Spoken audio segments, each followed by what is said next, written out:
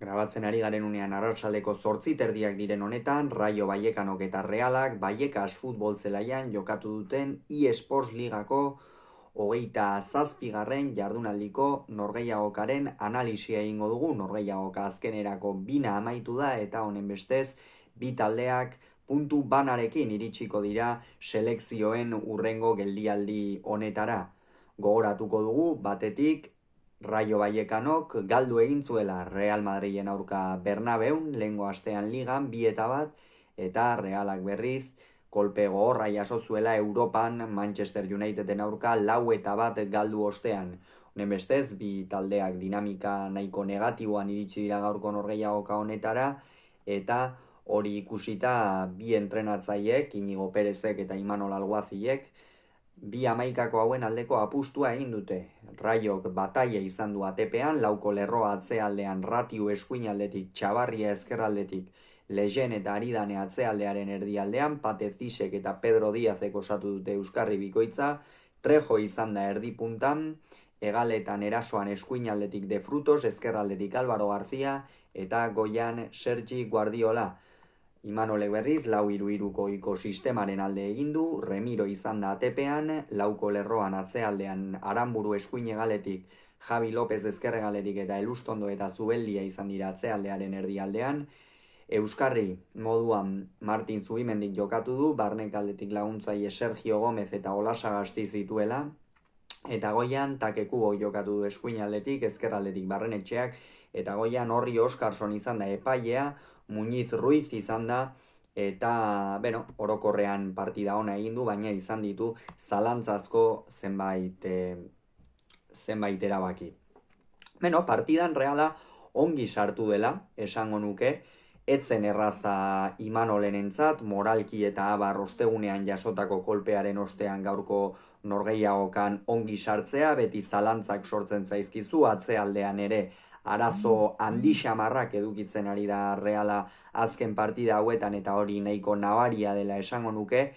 baina gaurkoan ongi sartu da, presioan ere fin ikusi dugu, eta Rayo Vallecano berriz atzetikan atera nahian, Realak egia esan Raiok baino joko zuzenagoa egin du gaurkoan, eta hori denboraldian zehar eta azken urteetan, eta bi taldeen plantillak ikusita gezurra dirudien zerbait da, baina ez gaurkoan horixe gertatu eginda, eta 5. minutuan iritsi da Muñiz Ruizen lehen zalantzazko erabakia izan ere, Aritz Elustondok baloia hartu du, Florian Lejenek gorputza sartu dio, baina niri iruditzen zait hankan kontaktu txiki bat egiten diola, hor Aritzek nabaritua izango zuen, bota eginda lurrera behar bada, baina iruditzen zait hor irizpideak hartu beharra dauzkatela epaileek. Izan ere, ez dena posible da batzuk adieraztea hor oso nabarmen, eta zuzenean penalti puntua adieraztea, eta beste batzuetan ez, eta uste dut ez dutela begiratu ere egin, niri iruditzen zait, aurten daramatzaten irizpideekin behintzat hori penaltia adierazi beharrekoa zela. Kontua kontu epaileak ez du adierazi, eta partidak zegoen bezala jarraitu du. Batez ere Realean Sergio Gómez gustatu zait gaurkoan, lan asko egin du Badalonakoak, esango nuke gainera erasoan batez ere presentzia gehien izan duen jokalaria bera izan dela, eta horrez gain asko gustatu zait baita ere Ander Barrenetxearen jarrera izan ere, Sergiok eta Barrenek, biek ala biek, asko lagundu diote ezkerralde horretatik denboraldi honetan zehar ikeragarri sufritzen ari den Javi Lópezi. Gainera 11. minututik aurrera are gehiago lagundu behar izan diote, izan ere Kanariar uharteetako jokalariak txartel horia ikusi du, eta hor beti zalantzak sortu ohi dira, eta gainera eskuinalde horretatik ez zuen bat ere jokalari xamurra defenditzeko, izan ere Álvaro García sekulako denboraldia egiten ari da. Beste behin ere aurten Rayo Vallecano, Inigo Perezentzat eta Andoni Iraolarentzat bere garaian ere, eta Franciscorentzat eta denentzat jokalari oso garrantzitsua izan da, azkarra hegaletik, gero behar bada vertikaltasun apur bat falta zaiona, baina benetan gaur Javi Lópezek ez zituen lan xamurrak, eta are gutxiago 11. minutuan txartel hori jaso ostean. Reala baina erasoan jarraitu du, behar bada Takekuboren presentzia bota dut faltan gaurkoan apur bat, utzune asko zituen Realak, ez zegoen Bryce, ez zegoen Susic, Agerdek ere azken unean Imanoli esan dio, eta Imanolek partida aurretik Dazon plataforman egin dioten elkarrizketan esan du, nola Naief Agerdek esan dion etzela jokatzeko moduan ikusten, eta azkenerako Marokoarrak ezin izan du gaurko norgehiagokan parte hartu, baina 20. minutuan Sergio Gomezek erdirak eta ipini du, eta Martin Zubimendik bakarrik sekulako errematea egin du, oso ongi sartu du oina, eta benetan kolpe derra eman dio, eta Realarentzat utxeta batekoa egin du. Uste dut Realak denboraldi honetan korner baten bitartez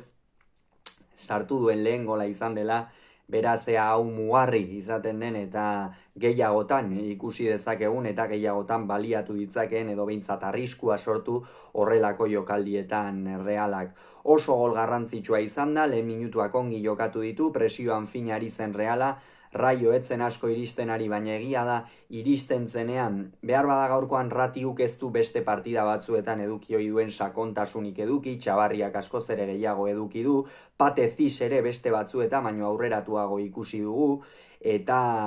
hor apur bat Realari ere kostazaio ez batzuetan atzealdean eta zein erabaki hartu ikustea, hala ere lehen minutuetan eroso ibili dela esango nuke, naiz eta Raio kontraerasoetan jokalari dezenterekin iristen zen,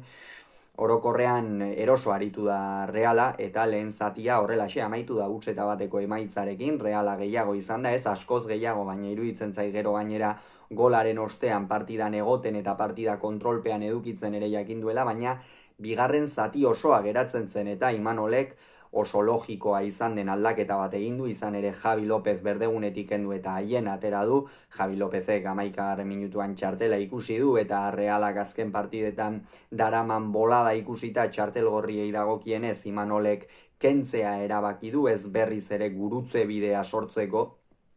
eta ongi hartutako erabakia. Javi Lópezen lehen zatia, erasoan saiatu da, baina iruditzen zait orokorrean ez dela fin aritu, asko kostatzen ari zaio atzealdean ere defenditzea, eta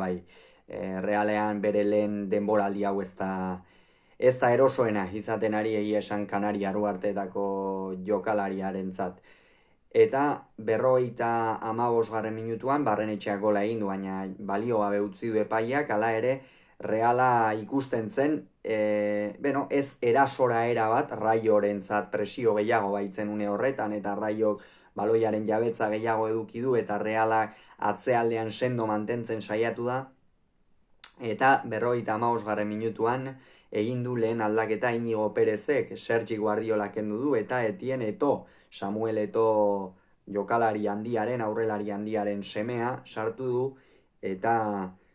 Sergi Guardiola gaurkoan ez du partida ona egin, Raio ere erasoan kamutsantzean aritu da lehen zatian, ez du ditu aukera asko sortu eta Reala nahiko eroso ibili dela esango nuke atzealdean, eta Eto ere, atera da, baina oraindik ere ikusten zaio gaztetasuna, lehen mailan esperientzi falta izan ditu hor aukera batzuk eta arriskua sortu du, baina arrakastari gabe. Eta 58. minutuan Ratiuk esan dugu lehen zatian ez duela sakontasun handirik erakutsi, behar bada Realaren lehen golaren ostean Inigo Perezek gehiago exigitu dio, gehiago igo da, eta ondorioz eskuin alde horretatik erdirak eta egin Martin Zubimendik irriste egin du benetan momentu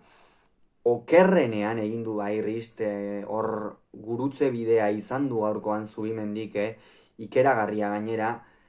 Trejo baloia kontrolatu, Zubeldia etzaio behar bezain beste gainera bota, eta Argentinarrak banakoa ipini du Remirori zeukan zulo bakarretik gola sartuz. Kolpea izan da Realarentzat, izan ere partida nahiko kontrolpean zeuka, baina ez du isterik izan, aukerak ere ez ditu izan isteko, hori esan behar da, baina gerora ere ez ditu merezimenduak egin partida isteko. Eta hori gutxi balitz, 4 minuturen ostean berriz ere kasu honetan zelai erdian ezain gune, geroago izan da. 62. minutuan Trejo kendu eta Unai López sartu du, Trejo goleatzaile izan da, orokorrean Raioren erasoetan ere behar bada De Frutosek eta Álvaro García gaurkoan ez dute eduki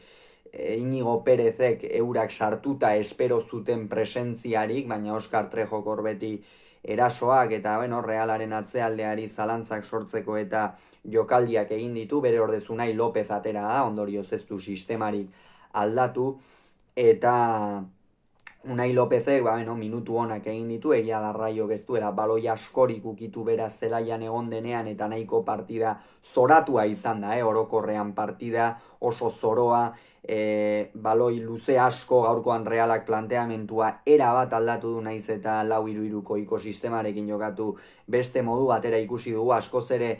vertikalago ez nuke esango, baina ez beste partidetan bezain beste ukitzen eta baloiaren jabetza edo protagonismo hori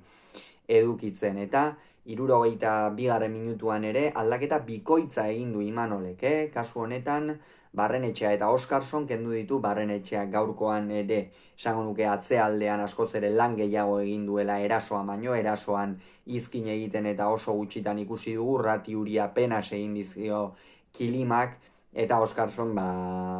gol batzuk sartzen ari da, baina orokorrean lehen denboraldi hau ez da ona izaten ari Islandiarrarena, gaurkoan ere oso baloi gutxi iritsi zaizkio, areaz kanpo egin behar izan du lan ugari, baina hortikan gero areara iristeko lan ikeragarriak izan ditu, eta euren ordez Turrientes eta Oiartzabal atera dira honen bestez, sistemarik ez du aldatu Imanolek, baina bai Sergio Gomez egalera bidali,